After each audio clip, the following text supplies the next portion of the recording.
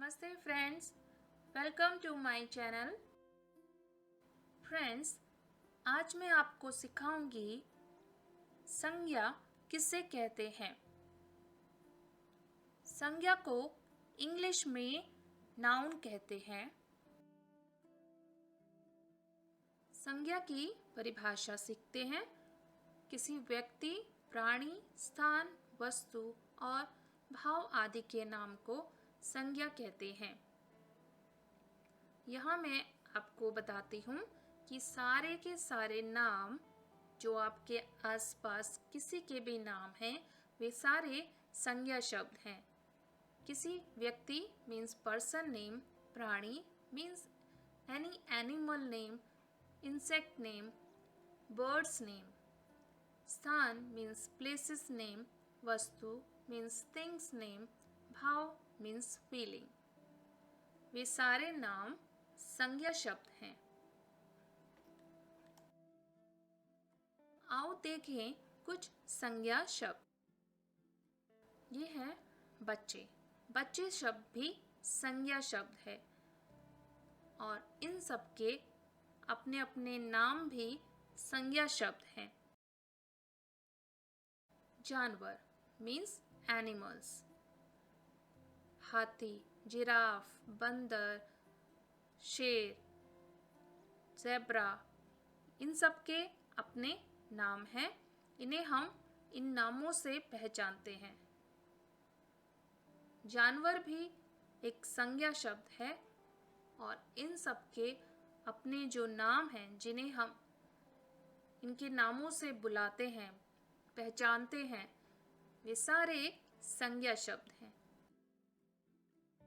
ये हैं पक्षी मीन्स बर्ड्स। इन सब के भी अपने नाम हैं, जैसे मोर, कबूतर, तोता, उल्लू, चिड़िया, पेंगुइन। ये सारे पक्षी अपने अपने नाम के साथ पहचाने जाते हैं, तो ये सारे भी संज्ञा शब्द हैं। ये हैं जलचर प्राणी, वाटर एनिमल्स। जो भी एनिमल पानी के अंदर रहते हैं, उन्हें संज्ञा शब्द कहते हैं। ये है स्थान मीन्स प्लेसेस नेम। इन सब के नाम हैं, तो वे सारे नाम संज्ञा शब्द हैं। अब जानते हैं संज्ञा के भेद, टाइप्स ऑफ नाउन। संज्ञा के भेद: व्यक्तिवाचक संज्ञा, जातिवाचक संज्ञा, भाववाचक संज्ञा। संज्ञा के 3 भेद हैं और जातिवाचक के 2।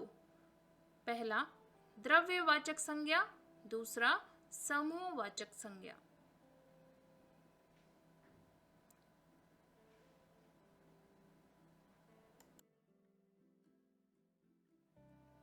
संज्ञा का पहला भेद है व्यक्तिवाचक संज्ञा मीन्स प्रॉपर नाउन। प्रॉपर से आपको ज्ञात होगा कि जिनके प्रॉपर नेम है वे व्यक्तिवाचक संज्ञा में आएंगे। वह शब्द जो किसी एक व्यक्ति, वस्तु, स्थान आदि का बोध करवाता है, उसे व्यक्तिवाचक संज्ञा कहते हैं।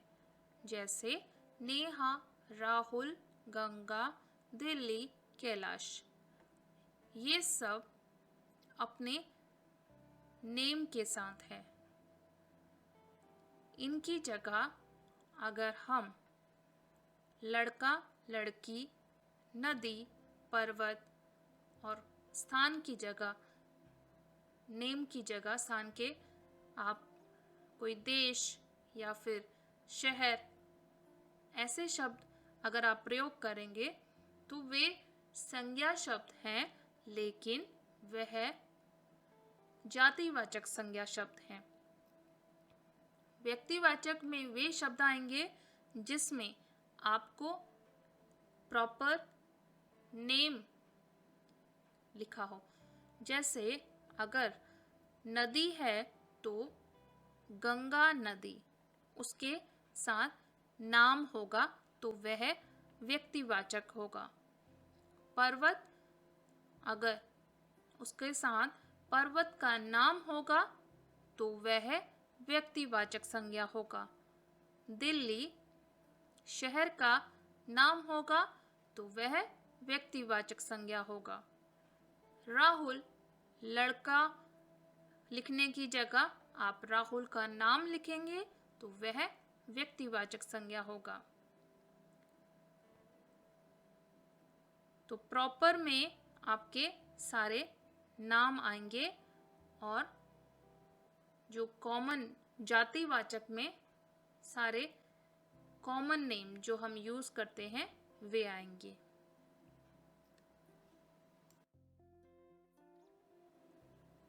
संज्ञा का दूसरा भेद है जातिवाचक संज्ञा। वह शब्द किसी जाति का बोध करवाता है, उसे जातिवाचक संज्ञा कहते हैं। और इसके दो भेद हैं, द्रव्यवाचक संज्ञा और समूहवाचक संज्ञा। इसमें आने वाले शब्द हैं इमारत, विद्यार्थी, नेता, अध्यापक, केला, गाय। ये वे शब्द हैं जो हम कॉमन यूज करते हैं। इसमें किसी का नाम नहीं है। जैसे इमारत, इसमें किसी इमारत का नाम नहीं है, यह सिर्फ एक जाति का बोध करा रहा है कि यह एक इमारत है। विद्यार्थी, इसमें किसी भी विद्यार्थी का नाम नहीं है, तो यह एक कॉमन शब्द है लेकिन संज्ञा है और यह जातिवाचक संज्ञा है। नेता, इसमें भी किसी का नाम नहीं है, अध्यापक में भी नहीं है, केला, गाय।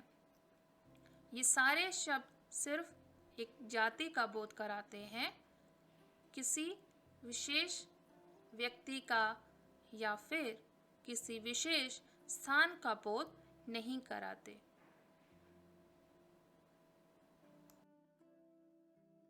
जातिवाचक का पहला भेद है द्रव्यवाचक संज्ञा, मीन्स मटीरियल नाउन। कुछ ऐसे संज्ञा शब्द जो किसी पदार्थ की मात्रा, धातु, द्रव्य आदि का बोध कराते हैं, द्रव्यवाचक संज्ञा कहलाते हैं। जैसे सोना, लकड़ी, ईंट, चावल, दूध।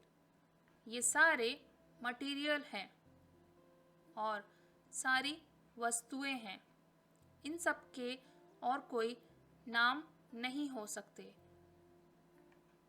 तो इन्हें हमें कॉमन नेम से बोलना पड़ता है।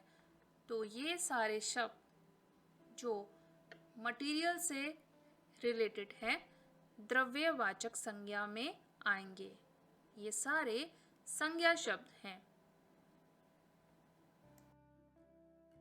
समूहवाचक संज्ञा मीन्स कलेक्टिव नाउन। जिन संज्ञा शब्दों से किसी भी व्यक्ति या वस्तु के समूह का बोध होता है, उन शब्दों को समूहवाचक संज्ञा कहते हैं। मीन्स समूह मतलब ग्रुप। तो जिस शब्द में ग्रुप हो, भीड़ हो, समूह हो, वे सारे शब्द संज्ञा शब्द हैं। चाहे वो भीड़ हो, कक्षा हो, परिवार हो, पुस्तकालय हो, सेना, गुच्छा आदि। इन सब नामों को हम समूहवाचक संज्ञा कहते हैं। ये सब भी नाम है और किसी व्यक्ति और वस्तु और स्थान से रिलेटेड है। तो वे सारे शब्द जो इन सब के साथ जुड़े हुए हैं, वे सारे शब्द समूहवाचक संज्ञा कहलाएंगे।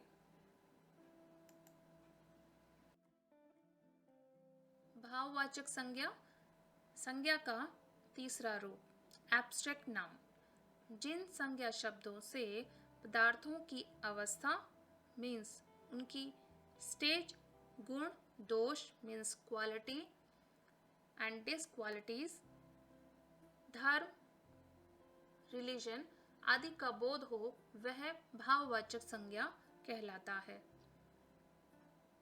बहादुरी, क्रोध, बुढ़ापा, बचपन। बहादुरी मीन्स ब्रेवरी, क्रोध, एंगर, बुढ़ापा योर ओल्ड एज, बचपन मीन्स चाइल्डहुड। तो ये सारे शब्द आपके भाववाचक संज्ञा हैं। ये सारे आपके अपने हैं, जो आपकी अवस्थाएं हैं, स्टेजेस हैं और आपके अंदर हैं। तो वे सारे शब्द भाववाचक संज्ञा में आएंगे। आइए अब अभ्यास करते हैं कुछ संज्ञा शब्दों का। संज्ञा में 5 शब्द हैं: व्यक्ति, प्राणी, स्थान, वस्तु, भाव। व्यक्ति में आप सारे व्यक्तियों का नाम लिख सकते हैं जो आपके आसपास हैं, आपके फ्रेंड्स हैं, आपके रिलेटिव हैं। उन सब के नाम आप इस कॉलम में लिख सकते हैं। प्राणी, इसमें आप सारे जीव जंतु का नाम लिख सकते हैं। स्थान में आप कोई भी प्लेस का नाम लिख सकते हैं। वस्तु में आप कोई भी थिंग का नाम लिख सकते हैं जो आपके घर में है और बाहर है।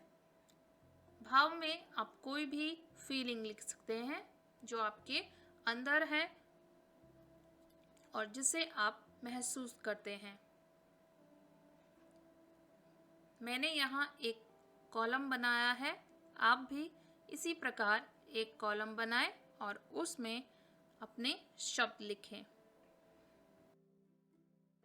ये वाक्य भी आपके अभ्यास के अंदर आता है और आपको बताना है कि इसमें कौन सा संज्ञा शब्द है और उनके भेद भी बताने हैं।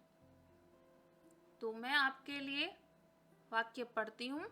भारत बहुत खूबसूरत देश है। इसमें संज्ञा शब्द और भेद बताएं। तो चलिए जानते हैं इसका उत्तर। इसमें भारत व्यक्तिवाचक है क्योंकि यह एक प्रॉपर नेम है। देश प्रॉपर नेम नहीं है, यह कॉमन है। इस शब्द से हमें यह ज्ञात नहीं होता कि कौन से देश के बारे में पूछा जा रहा है। जातिवाचक संज्ञा। लेकिन भारत में हमें ज्ञात होता है कि यह एक कौन से देश का नाम है, इसलिए व्यक्तिवाचक संज्ञा है। तो अब आप जान गए होंगे कि कौन से शब्द व्यक्तिवाचक में आएंगे और कौन से शब्द जातिवाचक में आएंगे। अब आप इनका अभ्यास करिए और मुझे कमेंट्स में लिखिए। Thanks for watching my video and please don't forget to like and share my video. I will come back with my new video. Till then, see you. Bye bye.